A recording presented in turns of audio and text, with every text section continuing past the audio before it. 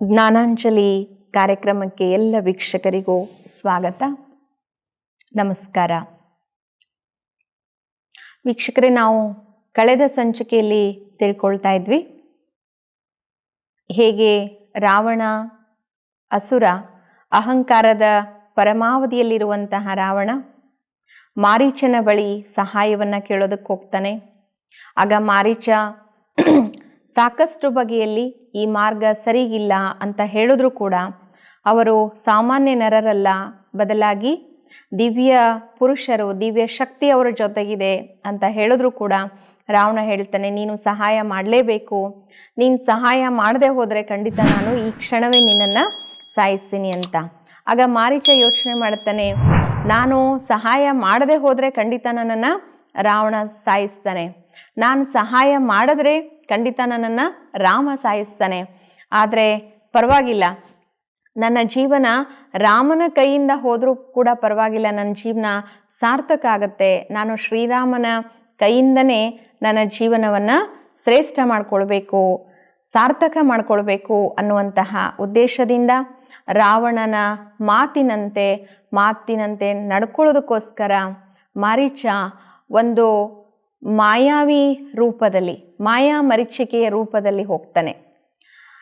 ಆ ಎಂತಹ ಒಂದು ರೂಪವನ್ನು, ವಿಲಕ್ಷಣ ರೂಪವನ್ನು ಧರಿಸ್ಕೊಳ್ತಾನೆ ಅಂದರೆ ಅದಕ್ಕೆ ಸುಂದರವಾಗಿರುವಂತಹ ಚಿನ್ನದ ಬಣ್ಣದ ಕೊಂಬುಗಳು ಮತ್ತು ಅದರ ಒಂದು ಮೈಬಣ್ಣವೂ ಕೂಡ ಚಿನ್ನದ ಲೇಪನದಂತೆ ಕಂಗೊಳಿಸ್ತಾ ಇರುತ್ತೆ. ಸೊ ಚಿನ್ನದ ಲೇಪನದ ಒಂದು ಮೈಬಣ್ಣ ಮತ್ತು ಚಿನ್ನದ ಲೇಪನದಿಂದ ಕೂಡಿರುವಂತಹ ಆ ಚಿಗುರುಗಳನ್ನು, ಆ ಕೊಂಬುಗಳನ್ನು ಪಡೆದಿರುವಂತಹ ಜಿಂಕೆ ಸ್ವರ್ಣಿಮ ಜಿಂಕೆ ರೂಪದಲ್ಲಿ ಸೀತೆಯ ಒಂದು ಕುಟೀರದ ಬಳಿ ಹೋಗುತ್ತೆ. ಸೊ ಸೀತೆಯ ಕುಟೀರದ ಬಳಿಯ ಹೋಗಿರುವಂತಹ ಆ ಒಂದು ಜಿಂಕೆ ಅದು ಓಡಾಡುತ್ತಿರುವಂತಹ ದೃಶ್ಯವನ್ನ ಆಕೆ ನೋಡ್ತಾಳೆ. ಆ ದೃಶ್ಯವನ್ನ ನೋಡಿ ಸೀತೆ ಹೇಳ್ತಾಳೆ ಶ್ರೀರಾಮನಿಗೆ, ನನಗೆ ಏನಾದರೂ ಮಾಡಿ ಆ ಜಿಂಕೆಯನ್ನು ನೀವು ತಂದು ಕೊಡಲೇಬೇಕು ಅಂತ ಕೇಳ್ತಾಳೆ. ಸೊ ಯಾರು ಆ ಜಿಂಕೆಯ ರೂಪವನ್ನು ಧರಿಸ್ಕೊಳಕ್ಕೆ ಹೇಳಿದ್ರು? ರಾವಣ ಹೇಳಿರುವಂಥದ್ದು ಮೋಸ ಮಾರ್ಗದಿಂದ, ವಂಚನೆಯ ಮಾರ್ಗದಿಂದ ಈಗ ಸೀತೆಯನ್ನ ಅಪಹರಿಸಬೇಕು, ರಾಮ ಮತ್ತು ಲಕ್ಷ್ಮಣರನ್ನ ಸೋಲಿಸಬೇಕು ಅನ್ನುವಂತಹ ಕುಟಿಲ ಬುದ್ಧಿ ಮತ್ತು ಕುಟಿಲ ತಂತ್ರಗಾರಿಕೆ ರಾವಣಂದಾಗಿತ್ತು. ಆದ್ಮೇಲೆ ರಾವಣನ ಬಗ್ಗೆ ಹೇಳಾಗತ್ತೆ, ಆತನಲ್ಲಿ ಅಪಾರವಾಗಿರುವಂತಹ ಬುದ್ಧಿಶಕ್ತಿ ಇತ್ತು. 10 ವ್ಯಕ್ತಿಗಳ ಬಳಿ ಇರುವಂತಹ ಬುದ್ಧಿಶಕ್ತಿ, 10 ತಲೆಯಲ್ಲಿರುವಂತಹ ಬುದ್ಧಿಶಕ್ತಿ ಆತನ ಒಬ್ಬನಲ್ಲಿತ್ತು. ಅಂತಹ ಅಪಾರ ಬುದ್ಧಿಶಕ್ತಿ ಹೊಂದಿರುವಂತಹ, ವೇದ ಪಾರಂಗತನಾಗಿರುವಂತಹ, ಶಾಸ್ತ್ರಜ್ಞನಾಗಿರುವಂತಹ ಮಹಾ ಮೇಧಾವಿಯು, ವಿದ್ವಾಂಸನು, ಕಲೆ, ಸಾಹಿತ್ಯ ಮತ್ತು ಸಂಸ್ಕೃತಿ ಹಾಗೂ ಶಿಕ್ಷಣದ ಅಪಾರ ಜ್ಞಾನವನ್ನು ಆತ ಹೊಂದಿದ್ದ. ಧನಾಢ್ಯನು, ಬಲಾಢ್ಯನು, ಶಕ್ತಿಶಾಲಿಯು, ಶ್ರೀಮಂತನು, ಎಲ್ಲ ಪ್ರಕಾರದ ಸಮೃದ್ಧಿಯನ್ನು ಕೂಡ ರಾವಣ ಹೊಂದಿದ್ದ. ಅವನಲ್ಲಿ ಯಾವುದೂ ಕೂಡ ಕೊರತೆ ಇರಲಿಲ್ಲ, ಕಡಿಮೆ ಇರಲಿಲ್ಲ. ಪರಾಕ್ರಮತೆ ಆಗಿರಬಹುದು, ಬಲ ಆಗಿರಬಹುದು, ಬುದ್ಧಿ ಆಗಿರಬಹುದು, ಅರ್ಥ ಆಗಿರಬಹುದು, ಶಕ್ತಿ ಆಗಿರಬಹುದು, ಶಸ್ತ್ರವಿದ್ಯೆ ಆಗಿರಬಹುದು, ಮಾಯಾವಿ ವಿದ್ಯೆ ಆಗಿರಬಹುದು, ಭಕ್ತಿ ಆಗಿರಬಹುದು, ಯಾವುದೂ ಸಹ ಆತನಲ್ಲಿ ಕಡಿಮೆ ಇರಲಿಲ್ಲ. ಕಲೆ, ಸಾಹಿತ್ಯ, ಸಂಸ್ಕೃತಿಯಲ್ಲಿಯೂ ಕೂಡ ಆತ ಅತ್ಯಂತ ಶ್ರೀಮಂತನಾಗಿದ್ದ. ಜೊತೆಗೆ ಆತ ಒಬ್ಬ ಬ್ರಾಹ್ಮಣ ಮತ್ತು ಶಿವಭಕ್ತನಾಗಿದ್ದ, ಮಹಾಜ್ಞಾನಿಯೂ ಆಗಿದ್ದ, ಮಹಾನ್ ತಪಸ್ವಿಯೂ ಆಗಿದ್ದ, ಮಹಾನ್ ಧ್ಯಾನಿಯೂ ಕೂಡ ಆಗಿದ್ದ. ಇಷ್ಟೆಲ್ಲವನ್ನೂ ಹೊಂದಿದ್ರೂ ಸಹ ಆತ ಜೀವನದಲ್ಲಿ ಒಂದು ಅಹಂಕಾರದ ಪರಮ ಸೀಮೆಯಲ್ಲಿ ಇದ್ದ. ಅಹಂಕಾರದ ಪರಮಾವಧಿಯನ್ನ ಆತ ತಲುಪಿರುವಂಥದ್ದು. ಪರಮಾತ್ಮ ನಾವು ಮಕ್ಕಳಿಗೆ ಅನೇಕ ಬಾರಿ ತಿಳಿಸ್ಕೊಡ್ತಾರೆ. ಅನೇಕ ಆತ್ಮಗಳು ಆಧ್ಯಾತ್ಮ ಯಾತ್ರೆಯಲ್ಲಿ, ಜ್ಞಾನದಲ್ಲಿ, ಯೋಗದಲ್ಲಿ, ಧಾರಣೆ ಮತ್ತು ಸೇವೆ ಎಲ್ಲ ವಿಚಾರಗಳಲ್ಲೂ ಕೂಡ ಪಾಸ್ ಆಗಿರ್ತಾರೆ. ಎಲ್ಲ ವಿಚಾರಗಳಲ್ಲಿಯೂ ಕೂಡ ನಂಬರ್ 1 ಆಗಿರ್ತಾರೆ. ಎಲ್ಲ ವಿಚಾರಗಳಲ್ಲಿಯೂ ಕೂಡ ಪೂರ್ಣತೆ ಹೊಂದಿರ್ತಾರೆ, ವಿದ್ವಾಂಸರಾಗಿರ್ತಾರೆ, ಸಾಕಷ್ಟು ತಿಳುವಳಿಕೆ ಇರುತ್ತೆ, ಶಕ್ತಿ ಇರುತ್ತೆ, ಜ್ಞಾನ ಇರುತ್ತೆ, ಪರಿಪಕ್ವತೆ ಇರುತ್ತೆ, ಎಲ್ಲವೂ ಸಹ ಇರುತ್ತೆ. ಆದರೆ ಎಲ್ಲವೂ ಕೂಡ ನನಗಿದೆ ಅನ್ನುವಂತಹ ಒಂದು ಅಭಿಮಾನ ಮತ್ತು ಅಹಂಕಾರ. ರಾವಣ ಅಂದ್ರೇನೆ ಅರ್ಥ ಅಶುದ್ಧ ಮತ್ತು ನಕಾರಾತ್ಮಕ ಕರ್ಮ ಅಂತ ಹೇಳುವಂಥದ್ದು. ರಾವಣ ಅಂದರೆ ಅರ್ಥ ಅಶುದ್ಧ ಮತ್ತು ನಕಾರಾತ್ಮಕ ಕರ್ಮ. ನಮ್ಮ ಜೀವನದಲ್ಲಿ ಎಷ್ಟು ಜ್ಞಾನ ಇದೆ ಅನ್ನೋದು ಮುಖ್ಯ ಅಲ್ಲ, ಬದಲಾಗಿ ಎಷ್ಟು ನಮ್ಮಲ್ಲಿ ನಮ್ರತೆ ಇದೆ ಅನ್ನೋದು ಮುಖ್ಯ. ಲವಲೇಶವೂ ಕೂಡ ವ್ಯಕ್ತಿಯಲ್ಲಿ ಅಹಂಕಾರ ಇರಬಾರದು. ಸೊ ಯಾವ ವ್ಯಕ್ತಿಯಲ್ಲಿ ಅಹಂಕಾರವನ್ನು ನಾವು ಕಾಣ್ತೀವಿ, ಖಂಡಿತ ಆ ವ್ಯಕ್ತಿ ರಾವಣನ ಆಕರ್ಷಣೆಗೆ ಒಳಗಾಗ್ತಾನೆ. ಸೊ ರಾವಣನಲ್ಲಿ ಎಲ್ಲವೂ ಕೂಡ ಇತ್ತು, ಆದರೆ ಅಷ್ಟೇ ಸಮಾನವಾಗಿ ಅಹಂಕಾರವೂ ಕೂಡ ಇತ್ತು. ಅನೇಕ ಬಾರಿ ಭಗವಂತನು ಜ್ಞಾನ ಮುರಳಿನಲ್ಲಿ ಮಹಾನ್ ಆತ್ಮಗಳಾಗಿರುವಂತಹ ಜಗದೀಶ್ ಬಾಯಿಜಿಯವರನ್ನ, ಮಮ್ಮಾರವರನ್ನ ಮತ್ತು ದಾದೀಜಿಯವರನ್ನ ಸ್ಮರಿಸ್ಕೊಳ್ತಾರೆ. ಯಾಕೆಂದ್ರೆ ಅವರಲ್ಲಿ ಎಲ್ಲವೂ ಸಹ ಇತ್ತು, ಅಪಾರವಾಗಿರುವಂತಹ ಜ್ಞಾನ ಇತ್ತು. ಜ್ಞಾನದ ಸ್ವರೂಪರೇ ಅವರಾಗಿದ್ರು, ಜ್ಞಾನದ ಪ್ರತೀಕ ಅವರಾಗಿದ್ರು. ಅವರಲ್ಲಿ ಎಲ್ಲವೂ ಸಹ ಇತ್ತು, ಆದರೆ ಲವಲೇಶದಲ್ಲಿಯೂ ಕೂಡ ಅಹಂಕಾರ ಇರಲಿಲ್ಲ. ಎಲ್ಲರಿಗೂ ಸಹ ಅತ್ಯಂತ ನಮ್ರತೆಯಿಂದ ಪ್ರಿಯರಾಗಿ ಅವರು ನಡೆದು ತೋರಿಸಿರುವಂಥದ್ದು. ಹಾಗಾಗಿ ಅವರು ಅನೇಕ ವರದಾನಗಳಿಂದ, ದಿವ್ಯ ಶಕ್ತಿಗಳಿಂದ ಪರಮಾತ್ಮ ಅವರನ್ನು ಶೃಂಗಾರ ಮಾಡಿರುವಂಥದ್ದು.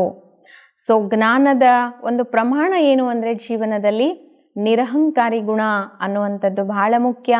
ನಮ್ರ ಚಿತ್ತತೆ ಅನ್ನುವಂಥದ್ದು ಬಹಳ ಮುಖ್ಯ. ದಾದೀಜಿಯವರಲ್ಲಿ, ಮಮ್ಮಾರವರಲ್ಲಿ, ಅನೇಕ ಹಿರಿಯ ಸಹೋದರರಲ್ಲಿ ಅವರು ಅಷ್ಟು ಮಹಾನರಾಗೋದಕ್ಕೆ ಕಾರಣ ಏನು ಅಂದರೆ ಅವರಲ್ಲಿ ಇರುವಂತಹ ನಿರ್ಮಾಣತೆ. ಭಗವಂತ ಹೇಳ್ತಾರೆ, ಯಾರಲ್ಲಿ ಆ ನಿರ್ಮಾಣತೆ ಇರುತ್ತೋ ಆ ನಿರ್ಮಾಣತೆ ಅವರನ್ನು ಮಹಾನರನ್ನಾಗಿ ಮಾಡುತ್ತೆ. ಎಷ್ಟು ವ್ಯಕ್ತಿಯಲ್ಲಿ ಅಹಂಕಾರ ಇರುತ್ತೋ, ಅಹಂಕಾರ ಇರುವಂತಹ ವ್ಯಕ್ತಿ ಒಂದು ಮುಳ್ಳಿನ ಗಿಡದ ರೀತಿ. ಮುಳ್ಳಿನ ಗಿಡ ನೇರವಾಗಿ ಬೆಳೀತಾ ಹೋಗುತ್ತೆ, ಸೀದಾ ಬೆಳೀತಾ ಹೋಗುತ್ತೆ. ಅದರಿಂದ ಯಾರಿಗೂ ಸಹ ಹಣ್ಣು ಇಲ್ಲ, ಅದರಿಂದ ಯಾರಿಗೂ ಸಹ ನೆರಳು ಕೂಡ ಇಲ್ಲ, ಅದರಿಂದ ಏನೂ ಕೂಡ ಲಾಭ ಇಲ್ಲ. ಯಾರಲ್ಲಿ ನಿರಹಂಕಾರತೆ ಮತ್ತು ನಮ್ರತೆ ಅನ್ನುವಂತಹ ಸದ್ಗುಣಗಳಿರುತ್ತೋ ಅವರು ಹಣ್ಣು ತುಂಬಿದ ಬಾಗಿದ ಮರದಂತೆ. ಅವರು ಎಲ್ಲರಿಗೂ ಸಿಹಿ ಫಲಗಳನ್ನು ಕೊಡ್ತಾರೆ, ಹಣ್ಣನ್ನು ತಿನ್ನಿಸ್ತಾರೆ, ಜೊತೆಗೆ ನೆರಳನ್ನು ಕೂಡ ಕೊಡ್ತಾರೆ. ಸೊ ರಾವಣನ ಜೀವನದಲ್ಲಿ ಆತ ಶೂರನೂ ಆಗಿದ್ದ, ವೀರನೂ ಆಗಿದ್ದ, ಧೀರನೂ ಕೂಡ ಆಗಿದ್ದ. ಭಕ್ತಿ ಕಡಿಮೆ ಮಾಡ್ತಿರ್ಲಿಲ್ಲ, ಆತನಲ್ಲಿ ಅರ್ಥ ಕಡಿಮೆ ಇರಲಿಲ್ಲ, ಅರ್ಥಾತ್ ಹಣ, ಮತ್ತು ಶಕ್ತಿ ಕಡಿಮೆ ಇರಲಿಲ್ಲ, ಬುದ್ಧಿ ಕಡಿಮೆ ಇರಲಿಲ್ಲ. ಸೊ ಅರ್ಥ, ಶಕ್ತಿ, ಬುದ್ಧಿ, ಬಲ ಮತ್ತು ಭಕ್ತಿ ಎಲ್ಲವೂ ಸಹ ರಾವಣನ ಜೀವನದಲ್ಲಿತ್ತು. ಇಷ್ಟೆಲ್ಲ ಇದ್ರೂ ಕೂಡ ರಾವಣ ತನ್ನ ಜೀವನದಲ್ಲಿ ಸರ್ವನಾಶವನ್ನು ಹೊಂದುತ್ತಾನೆ. ಕಾರಣ ಏನು ಅಂದರೆ ಆತನ ಜೀವನದಲ್ಲಿ ಒಂದೇ ಒಂದಿತ್ತು, ಅಹಂಕಾರ. ಎಷ್ಟೋ ಬಾರಿ ರಾವಣನಿಗೆ ತಾನು ಮಾಡುವಂಥದ್ದು ತಪ್ಪು ಅಂತನೂ ಕೂಡ ಅನ್ನಿಸ್ತಿತ್ತು. ನಾನು ಮಾಡ್ತಾ ಇರೋದು ತಪ್ಪು, ನಾನು ಹೋಗ್ತಕ್ಕಂತಹ ಮಾರ್ಗ ಸರಿಗಿಲ್ಲ ಅಂತ ಅನ್ನಿಸ್ತಾನೂ ಇತ್ತು. ಆದರೂ ಕೂಡ ಮತ್ತೆ ಮತ್ತೆ ಆತನ ಮನಸ್ಸಿನ ನಕಾರಾತ್ಮಕ ಭಾವನೆಗಳು, ಅಶುದ್ಧ ಭಾವನೆಗಳು ಆತನ ಮನಸ್ಸನ್ನು ಅತಿಕ್ರಮಿಸ್ತಾ ಇತ್ತು, ಆವರಿಸ್ತಾ ಇತ್ತು. ಒಳ್ಳೆಯದ್ರ ಕಡೆಗೆ ಆತನಿಗೆ ವಿಶ್ವಾಸ ಕೆಲವೊಮ್ಮೆ ಬಂದರೂ ಕೂಡ ಆತನ ಮನಸ್ಸಿನಲ್ಲಿ ಜಾಗೃತ ಆಗುವಂತಹ, ಆತನ ಮನಸ್ಸಿನಲ್ಲಿ ಉತ್ಪತ್ತಿ ಆಗುವಂತಹ ನಕಾರಾತ್ಮಕತೆ ಮತ್ತು ಅಶುದ್ಧತೆಯ ಒಂದು ಕ್ವಾಂಟಿಟಿ ಏನಿತ್ತು, ಅದರ ಒಂದು ಪ್ರಮಾಣ ಏನಿತ್ತು, ಅದು ಜಾಸ್ತಿ ಇತ್ತು. ಸೊ ಅದರಿಂದ ಆತನ ಒಂದು ಹೆಜ್ಜೆ ಯಾವತ್ತೂ ಕೂಡ ಸಕಾರಾತ್ಮಕತೆ ಕಡೆಗೆ ಬರಲೇ ಇಲ್ಲ. ಸೊ ಭಗವಂತ ಹೇಳ್ತಾರೆ, ಈ ಮಾರ್ಗದಲ್ಲಿ ಯಾರು ಜ್ಞಾನವನ್ನು ಯಥಾರ್ಥವಾಗಿ ಅರ್ಥ ಮಾಡ್ಕೊಳ್ತಾ ಹೋಗ್ತಾರೆ, ಜ್ಞಾನವನ್ನು ಜೀವನದಲ್ಲಿ ಅರಗಿಸ್ಕೊಳ್ತಾ ಹೋಗ್ತಾರೆ, ಪಚನ ಮಾಡ್ಕೊಳ್ತಾರೆ, ಜೀರ್ಣಕ್ರಿಯೆ ಹೇಗೆ ಆಹಾರವನ್ನು ಮಾಡಿಕೊಂಡಾಗ ಅದು ಶಕ್ತಿಯಾಗಿ ಪರಿವರ್ತನೆಯಾಗತ್ತೋ ಅದೇ ರೀತಿ ಜ್ಞಾನವನ್ನು ಜೀವನದಲ್ಲಿ ಜೀರ್ಣಿಸಿಕೊಂಡಾಗ ಅದು ಶಕ್ತಿಯಾಗತ್ತೆ ಮತ್ತು ಶ್ರೇಷ್ಠತೆಯಾಗಿ ಹೊರಹೊಮ್ಮತ್ತೆ. ಸೊ ಅಂಥವರು ರಾಮನಂತೆ ಮರ್ಯಾದಾ ಪುರುಷೋತ್ತಮರಾಗ್ತಾರೆ. ಯಾರು ತಮ್ಮ ಜೀವನದಲ್ಲಿ ಜ್ಞಾನವನ್ನು ಪಡ್ಕೊಂಡಿದ್ದೀನಿ ಅನ್ನುವಂತಹ ಅಹಂಕಾರದ ಭಾವನೆಗಳಿಗೆ ಒಳಗಾಗ್ತಾರೋ ತಮ್ಮ ಅಶುದ್ಧ ಅಹಂಕಾರವನ್ನು ಬಿಟ್ಟು ಕೊಡೋದಿಲ್ಲ.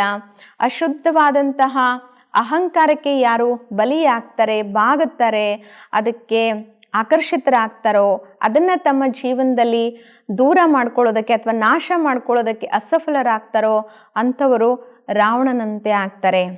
ಸೊ ರಾಮನಂತೆಯೂ ಆಗಬಹುದು, ರಾವಣನಂತೆಯೂ ಆಗಬಹುದು. ಸೊ ಈ ಮಾರ್ಗದಲ್ಲಿ ನಾನು ಯಾವ ಕಡೆಗಿದ್ದೀನಿ? ಪಾಸಿಟಿವ್ನಲ್ಲಿದ್ದೀನಾ ಅಥವಾ ನೆಗೆಟಿವ್ನಲ್ಲಿದ್ದೀನಾ?